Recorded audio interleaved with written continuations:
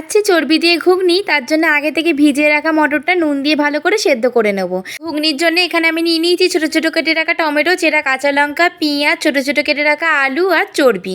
প্রথমে কড়াইতে তেল গরম করে নিয়ে তাতে তেজপাতা, গোটা জিরা, শুকনো লঙ্কা ফোড়ন দিয়ে কেটে রাখা পেঁয়াজ, টমেটো আর কাঁচা লঙ্কাটা দিয়ে দেবো। এবার পেঁয়াজটা আর টমেটোটা খুব ভালো করে ভেজে নেব।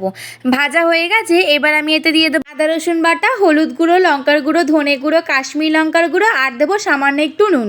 এবার সব কিছু দিয়ে হালকা করে নাড়াচাড়া করার পর এতে দিয়ে দেবো চর্বিটা মশলার সাথে ততক্ষণ কষাতে হবে যতক্ষণ না মশলা সাইড দিয়ে তেল ছাড়ছে।